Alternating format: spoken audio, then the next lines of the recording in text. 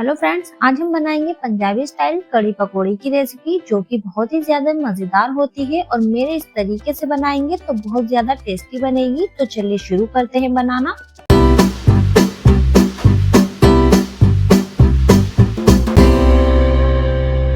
तो सबसे पहले हम कढ़ी तैयार करेंगे। इसके लिए हम लेंगे 1 कप बेसन।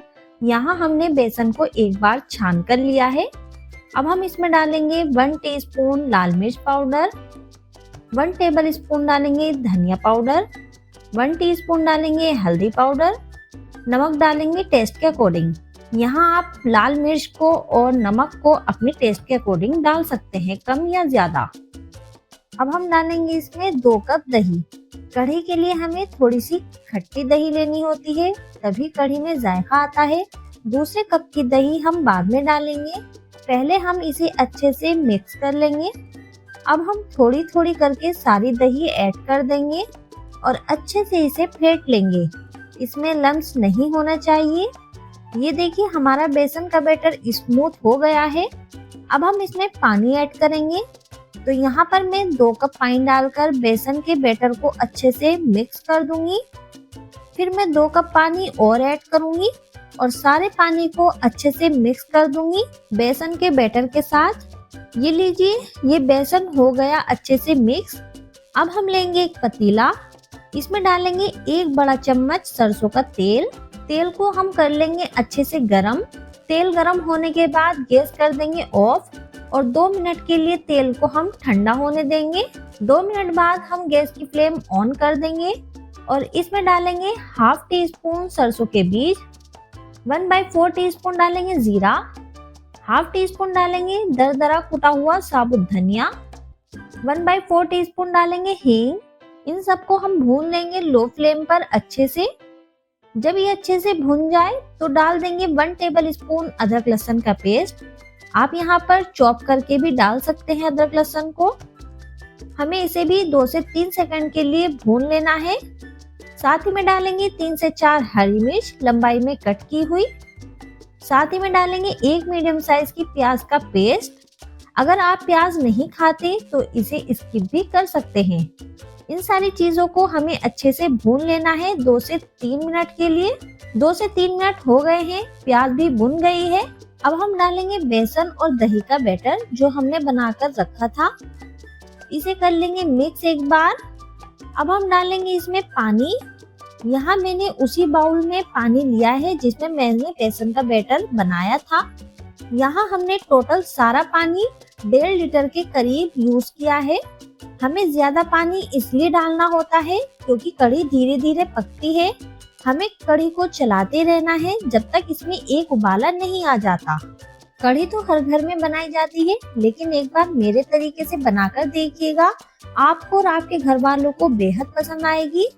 ये देखिए कढ़ी में एक उबाल आ चुका है। अब हम गैस की फ्लेम कर देंगे मीडियम टू लो। कई बार क्या होता है, अगर हम हाई फ्लेम पर कढ़ी को पकाते हैं तो कढ़ी फट जाती है। दूसरा, उसका वो टेस्ट निकल कर नहीं आता जो कढ़ी में होना चाहिए। इसलिए मीडियम टू लो फ्लेम पर 40 से 45 मिनट तक कढ़ी को पकाना है। बीच बीच में चलाते भी रहना है कढ़ी को। जितनी देर तक कढ़ी पकती है उतना ही उसका टेस्ट दुगना हो जाता है, क्योंकि कढ़ी ना कड़ कड़ के ही उसका स्वाद हाई लेवल का आता है निकल कर। अब हम इसे कवर कर देंगे, पूरा कवर नहीं करेंगे, थोड़ा सा खुला रखेंगे। चलिए इतने हम पकोड़ों की तैयारी कर लेते हैं। एक बाउल में लेंगे 1 कप बेसन। बेसन को मैंने छान कर लिया है। इसमें डालेंगे 1 टीस्पून नमक, आप अपने टेस्ट के अकॉर्डिंग भी डाल सकते हैं। हाफ टी स्पून डालेंगे हल्दी पाउडर, 1/4 टीस्पून डालेंगे लाल मिर्च पाउडर। यहाँ हमने लिया है 1 कप पानी और इसमें थोड़ा सा पानी डालकर इसका एक स्मूथ सा बैटर तैयार कर लेंगे। ना तो हमें ज्यादा गाढ़ा बैटर तैयार करना है और ना ही हमें ज्यादा पतला बैटर तैयार करना है। इसमें हम डालेंगे 1 चुटकी बेकिंग सोडा, थोड़ा सा डालेंगे बारीक कटा हुआ हरा धनिया। 1 छोटे साइज की प्याज को हमने चॉप करके लिया है। इन सबको कर लेंगे अच्छे से मिक्स। यहाँ पकौड़ों का बैटर तैयार करने के लिए हाफ कप पानी यूज हुआ है। अब हमें सॉफ्ट जालीदार मुंह में घुल जाने वाले पकोड़े बनाकर तैयार करने हैं। तो इसके लिए हमें एक ही डायरेक्शन में हाथ को घुमाना है, जैसे हम दही बड़ों के लिए बड़े तैयार करते हैं। अगर आपने हमारे दही बड़ों की रेसिपी नहीं देखी तो आप मेरे चैनल पर जाकर देख सकते हैं। ये देखिए, हमने बैटर को एक ही डायरेक्शन में अच्छे से फेंट लिया है। बैटर भी पहले से डबल हो चुका है, आप देख भी पा रहे होंगे। अब हमें कढ़ाई में ऑयल गरम होने रख देना है। ऑयल जब मीडियम गरम हो जाए तो हमें पकोड़ों को डालना है। थोड़ा बैटर डाल के चेक कर लेना है। ये देखिए, मैंने थोड़ा सा बैटर डाला और बैटर के चारों तरफ हल्के हल्के बबल्स आ रहे हैं, यानी ये ऑयल परफेक्ट गरम है पकोड़े बनाने के लिए। अब जिस भी साइज के पकोड़े बनाने हो उसी साइज के पकोड़े डालने हैं।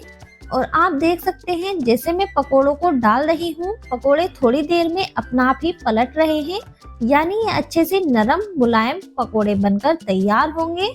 पकोड़ों को हमें मीडियम फ्लेम पर फ्राई करना है। हाई फ्लेम पर अगर हम पकोड़े फ्राई करते हैं तो ऊपर से तो ये पकोड़े क्रिस्पी हो जाते हैं, लेकिन अंदर से ये कच्चे रह जाते हैं, जो कि खाने में अच्छे नहीं लगते। अब जब ये लाइट गोल्डन कलर के हो जाए तो हम सारे पकोड़ों को निकाल लेंगे। अब मैं आपको तोड़कर दिखाती हूँ। ये देखिए, पकोड़े कितने सॉफ्ट और जालीदार बने हैं। अब हम कढ़ी भी चेक कर लेते हैं।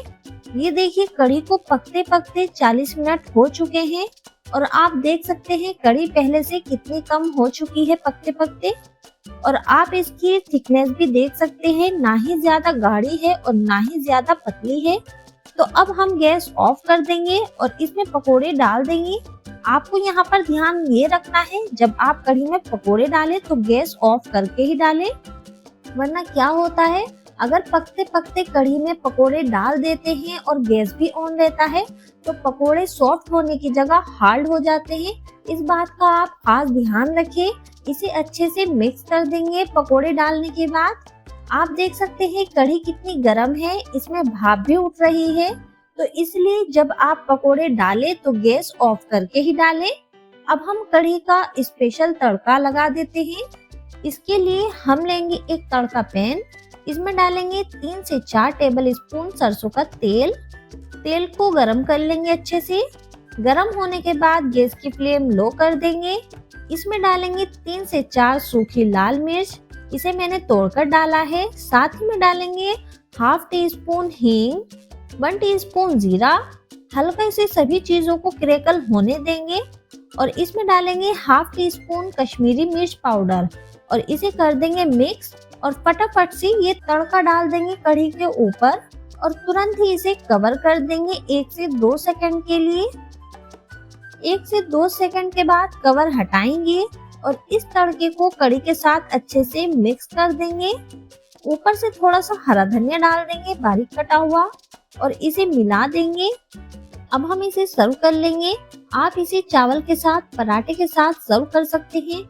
आपको यकीन नहीं आएगा, ये इतनी टेस्टी हो रही थी कि जब सबने खाई मेरे यहाँ तो सबने बेहद तारीफ करी। अगर आपको भी चाहिए बहुत सारी तारीफें खाने की तो आप मेरे तरीके से जरूर ट्राई कीजिएगा और रेसिपी पसंद आए तो लाइक कीजिएगा, शेयर कीजिएगा और चैनल पर पहली बार आए हैं तो सब्सक्राइब करिए बिना मत जाइएगा। फिर मिलते हैं एक नई रेसिपी के साथ। जब तक के लिए गुड बाय, अपना ख्याल रखिएगा।